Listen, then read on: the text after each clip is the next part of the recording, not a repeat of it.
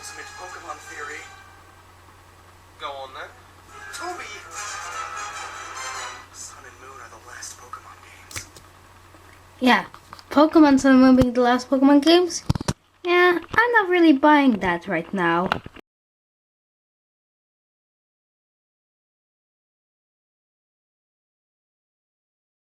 Hey folks, D-Science Guy here with a very special video. As you already know by now, when Pokemon Sun and Moon came out just yesterday, November the 18th, but I have been discovering some few things lately that's been making sure that I've not been buying Lockstin's reboot theory about Pokemon Sun and Moon. So this video, I'll be talking about why I'm not really buying this story about Pokemon theory anymore. Let me go on to the first point. Okay, so here we go onto the Pokemon Sun and Moon webpage, where it says here that this Kahuna is from Akala Island. So I did some digging, because you see, Lockstin understood that Mealy Mealy Island was translated directly into yellow. So he theorized, since there's 4 islands and there were 4 first-gen games, that all the islands would be nicknamed in Hawaiian after the colors red, blue, or green. At least the other islands, besides Mealy Mealy Island, that translates into yellow.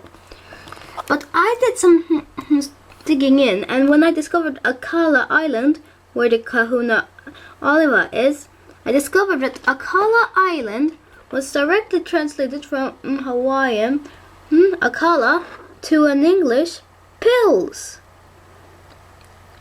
So this means that it's wrong. I also tried looking at Tagalog.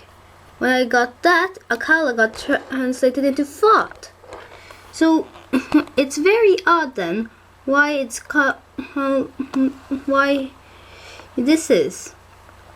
Maybe I'll be putting on another theory that's why I think Lockstin may be wrong. But anyway, now let me go over to my second point. At the end of Lockstin's theory, he mentions what does Pokemon have left, and the basic story art of Pokemon hasn't been changing for the past years. Although it is true that the main goal of the game hasn't changed really during the last few years, the plot hasn't exactly been the same. And here is why. Pokemon Red and Blue were quite different games, including Yellow and Leaf and Green. So, and here's the thing. Do you know what's common with all the other Pokemon games? Well, on most of the boxes, there's a picture of a legendary Pokemon. But not in this game. There's only the picture of the starter Pokemon, Huntsville Evolved, and Pikachu. And Venusaur, if we're talking about Japan. So, if this is so, then this means that Pokemon this hasn't exactly been the same always. And when we look also into the gameplay, which I played Pokemon Yellow, I discovered actually that it's a bit different from most normal games. For instance, if we look at the story arc, you get to his goal plot, you get Giovanni being a gym leader.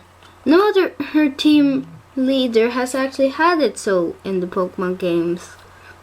A quite big difference. And another thing is that you don't encounter the main legendary in the start of, during the end of the team, the bad guys evil plan. You encounter the legendary Pokemon Mewtwo after you beat the game. You don't do that actually in other games. Not to mention that you can actually go for the whole game without skipping mainly the other gyms. Although it would be harder if you were to go to those other gyms because there's harder trainers, and it's a good idea to go to the gyms. There's also the fact that, well, there's Moltres, Zapdos, and Articuno who that appear just really round. They don't have some certain situation. For instance, you can find Moltres during some fight in Victory Road. So actually, to get all the Pokemon, you have to get to the Pokemon League, totally. And then Zapdos at the Pokemon Power Plant. And then Articuno in, what was the island? The name was Seafoam Island. It was an island, but you had to cross to get to Cinnabar Island, at least. Also, there's the fact that I saw in a video, that if you get Mew, you have to go through some complicated things. Not exactly event-ish. I don't get it exactly, but I just found out. Besides, back then there was so that you could actually have some stuff that you could actually choose what name you were gonna have, like Ash, Yellow, Blue, or you could just make a name. The same thing actually followed up for the Johto games. So it's not exactly correct what Lockstin said about the story being exactly the same. Sure, you can catch them all, but you have to.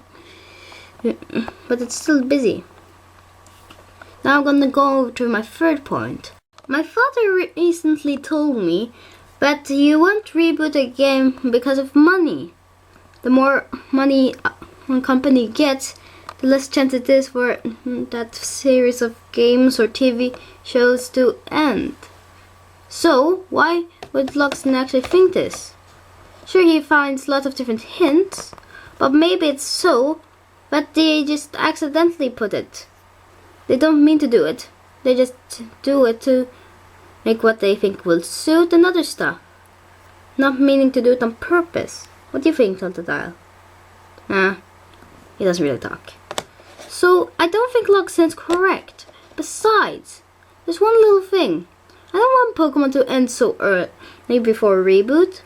I only have officially been a big Pokemon fan for like a year now. Because I first got my first Pokemon game about the summer last year in 2015.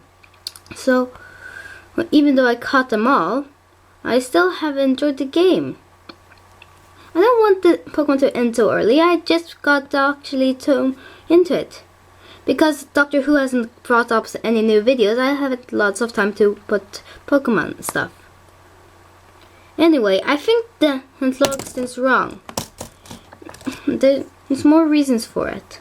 Oh, and Lockstin, if you're able to see this video, which I doubt you do, if you do though, can you maybe explain to me why Alaka Island gets translated into pills and fought? And another thing I want to add up quickly. I discovered a little while ago some new things about Pokemon Sun and Moon, because it says in the reveal trailer that it all comes together. And I found out that the champion Cynthia from the Sinnoh region will be in Pokemon Sun and Moon. Wally from Hoenn. That's 2 regions that it comes together. You can get Ash Greninja and Perfect Zygarde in Pokemon Sun and Moon, which is another thing that comes together.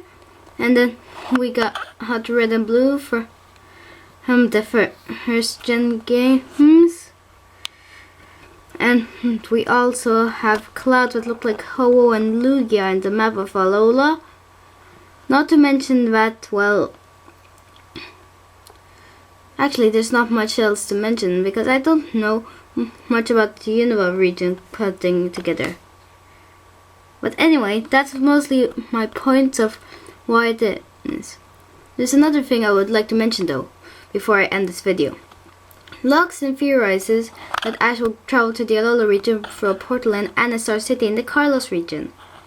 Here he's a bit wrong, because Ash actually travels to the Alola region by plane after winning a free trip there, and then he decides to stay there. Another thing though is that he gets a C ring from Tapu Koko without going through some special challenge to earn the C ring. So, well, it's a bit different than Lockstin theorized it in his part 2 video. Now, thanks for watching actually this video. I'd like you to do a little trick to look on Lockstin's channel for more info. Let me just... Okay, so look up on Lockstin's channel. You can find those on my channel. And I hope that Lockstin's a little bit wrong about this theory, because I don't want Pokemon to end. So, anyway, thanks for watching this video. Hope that you enjoyed it. If you agree with me, like this video. If you disagree, you can dislike it. And remember to subscribe or leave a comment. And Lockstin, I hope you get to see this video. And then leave a comment on what the reasons. And maybe you should put some of this into your next theory video if you see this.